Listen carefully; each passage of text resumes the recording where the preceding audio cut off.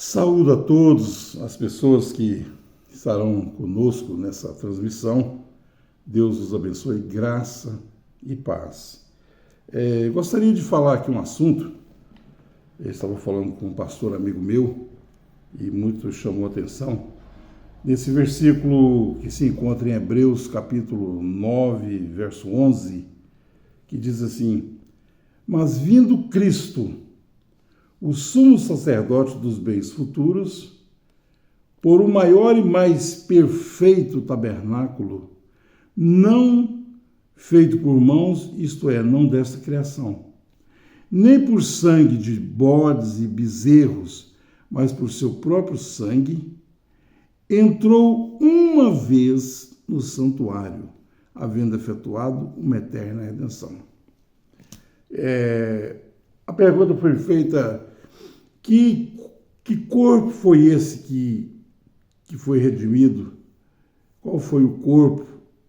Que tabernáculo é esse que foi redimido, no qual ele entrou? A teologia tem vários pensamentos, são pensamentos de homens. As pessoas pensam que, colocando pensamentos de ideias de que se ouviu dizer uma ideia que veio de algum homem, e aí todos saem falando aquilo, repetindo a mesma coisa, mas na verdade, quando se traz para a luz das Escrituras, nós vamos encontrar que aquilo que estão dizendo, passando e repassando às pessoas, não é verdade. Isso aqui não se trata do corpo de Jesus Cristo, porque quem precisava de redenção era eu e você, não ele. Ele veio redimir. Por isso ele se fez homem.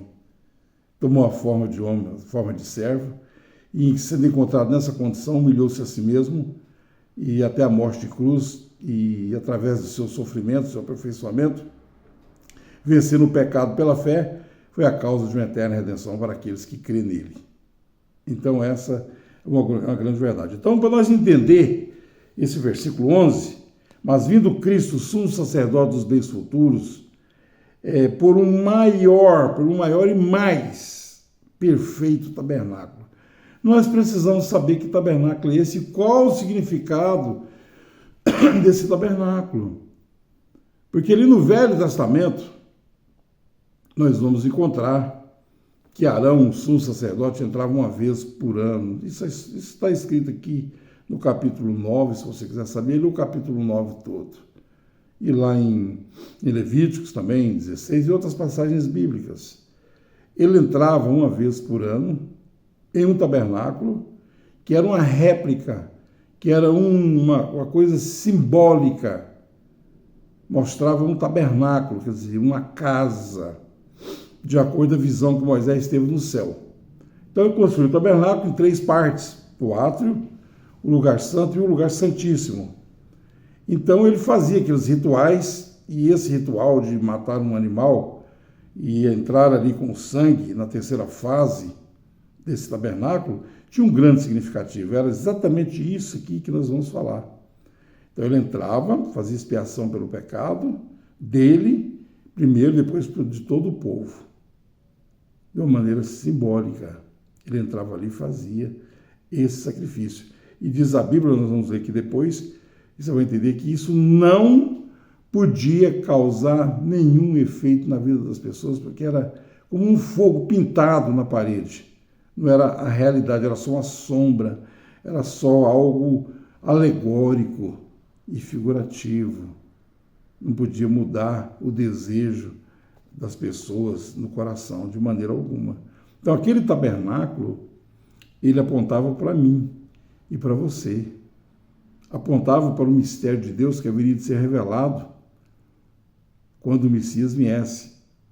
E quando ele voltasse para o Pai, depois voltasse para nós, como ele prometeu. Aí Paulo vem aos Efésios, capítulo 3, e diz que esse mistério esteve oculto, escondido de todos os séculos e gerações, e que, diz lá no primeiro século, que agora foi revelado aos seus santos apóstolos e profetas, que é Cristo em nós, esperança da glória. Na terceira fase do tabernáculo, lá estava a arca do concerto, lá estava as tábuas da lei, lá estava o maná da panela dourada, e lá estava o fogo santo, a presença de Deus. Então Arão, para entrar ali, ele tinha que entrar com sangue de animal e amarrado pelo meio com uma corda, que se ele caísse morto lá, alguém tinha que puxar ele, que ao entrar ali, morreria também na presença de Deus. Esse mistério estava selado, bem selado no livro da redenção, e que foi desvelado, os selos foram abertos para nos mostrar a grandeza dessa obra tão grande que é a obra da redenção, que simbolizava você. O Espírito Santo, Deus, em sua glória, viria habitar, morar nesse tabernáculo que é eu e você. E quando se fala desse tabernáculo, eu e você, desde os crentes, desde o primeiro século até agora, estamos falando do seu corpo. Agora sim.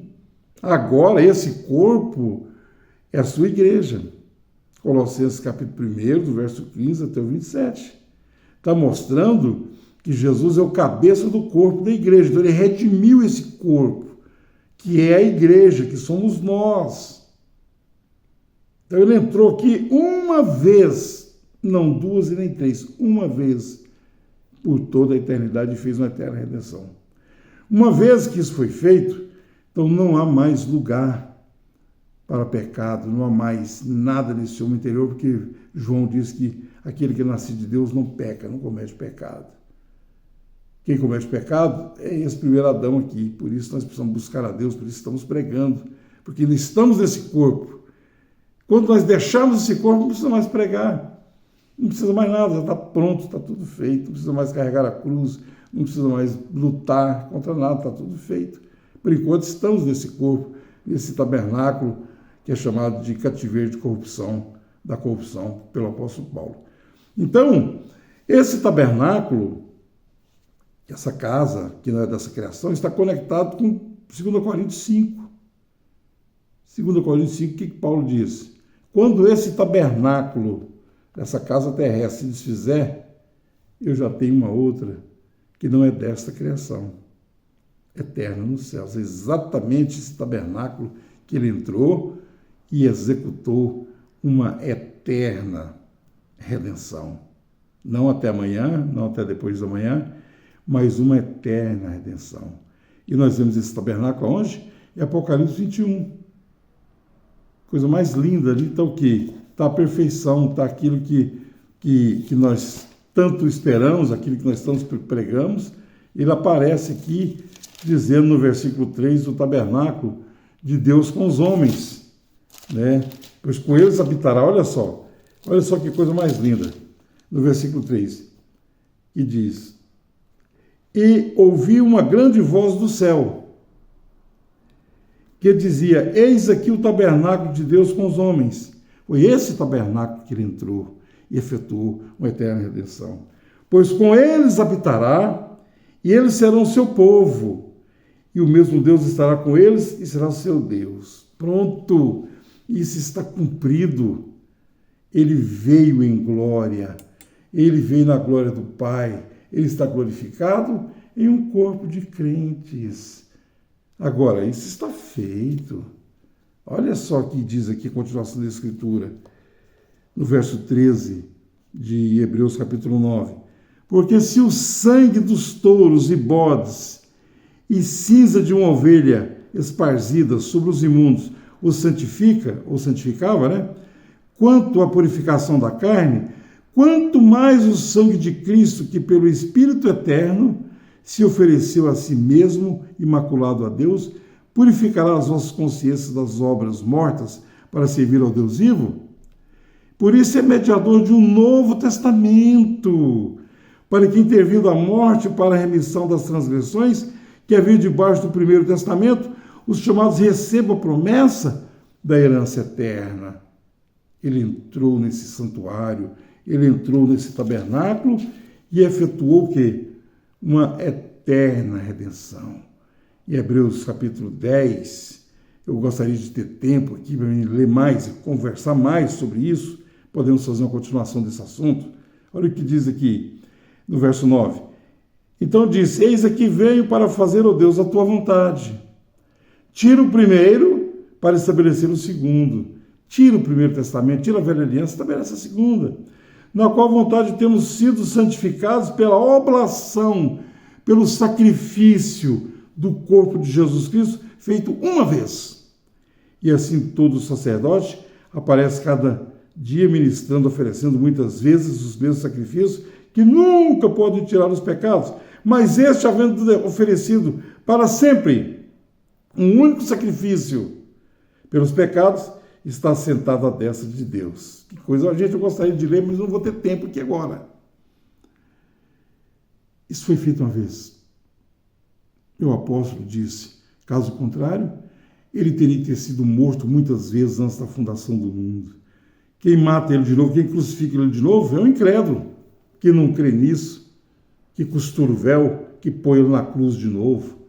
Graças a Deus, ele entrou uma vez neste tabernáculo, que é você, que sou eu, que somos nós, que é a igreja, a qual é seu corpo, e efetuou uma eterna redenção. Há uma oferta feita uma vez pelo meu pecado e pelos seus pecados, e a coisa está terminada. Que Deus os abençoe, em nome de Jesus. Amém.